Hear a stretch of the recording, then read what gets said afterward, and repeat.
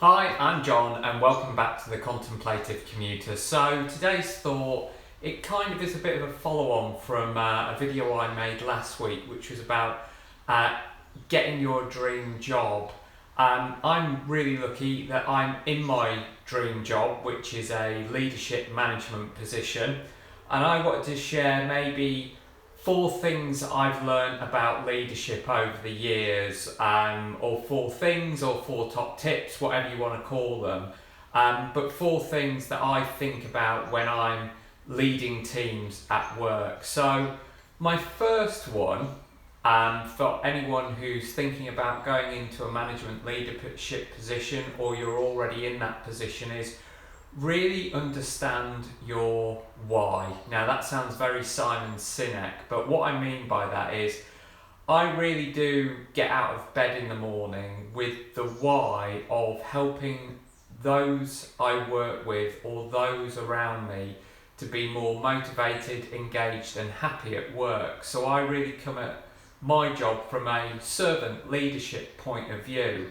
And the reason I ended up at that why is a few years ago I had an epic failure at work when the teams I led, because I was really micromanaging them and leading through just analysing metrics, people completely disengaged with the way I led and left the organisation as well. And it was a real wake-up call for me. So I always remind myself every day of what my why is. Why am I doing this job? What is my purpose? And again, that links it quite nicely to my second top tip. It's never forget about the people. Like I said, my why is to make those I work with happy, motivated, engaged at work. But I do that through really wanting to connect with people on a personal level and taking the time to check in with my team, whether that's having a lunch, whether it's a phone call. Regular weekly one-to-ones in the diary makes such a difference and allow people to express and talk to you about what support they need in the jobs they're doing, what challenges they're being presented with or opportunities. So that's my second tip. Don't forget about the people, communicate effectively and really check in with those who you lead. My third top tip is show a bit of vulnerability. I remember when I first got my first manager's job, I never wanted to say to my teams that I didn't know the answer to something. And I would either try and bluff things or come up with maybe a response to a question someone in the team had that probably wasn't great advice.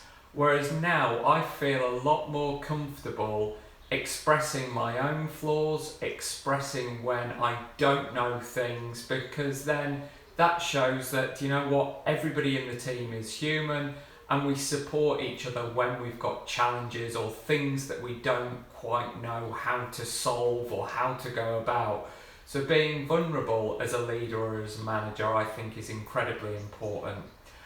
And my fourth one is never stop learning.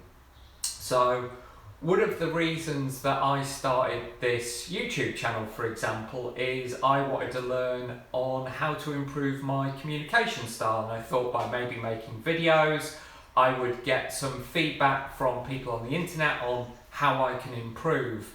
But I take a real passion for my own personal and self-development. As you know, I've got a relatively long commute to work. I spend a good chunk of those 4 hours a day in the car listening to podcasts or audiobooks about leadership techniques or styles or mental models, anything that will help me get better at my job. So that's kind of my four top tips for anyone in a leadership management position or anyone thinking of going into a job like that.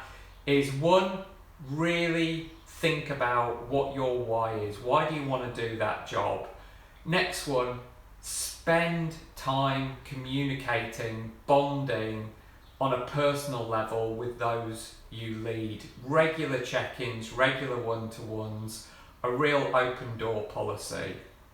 The third one, be vulnerable about your own flaws and weaknesses. because that makes it so much easier for people to build trust and empathy and to solve challenges together as a team. And never forget the importance of your own personal development and self-learning. So spend time in improving your own knowledge so that you can support and coach your team in the right way. And my final thought about why I take my job so maybe seriously or importantly was kind of a couple of years ago. I went to a talk where one of the keynote speakers was expressed very articulately that when you get your first leadership or management position, you suddenly become a very, very important person who will be talked about in the homes of the people you lead and manage. By that, I mean you become nearly as important as someone's husband or wife, and they will talk about you at the dinner table, but you will never be there to defend yourself or articulate why the decisions you made, how they came to light. They will know everything about you, what you look like, where you go on holiday, what you had for dinner. And if you think about it in that frame of mind, that you will be being discussed at people's dinner tables, in the pubs, at the bars, whether you've had a good day or a bad day, it keeps you on the straight and narrow as a leader. So I'd love to hear from anyone who's in a management position, what your thoughts are, what you hold dear as a leader or a manager, and anyone who's thinking about going into a job like that. Maybe this video will have helped you, but if you can share, like, subscribe and comment, I would be really grateful for that. Thanks for that.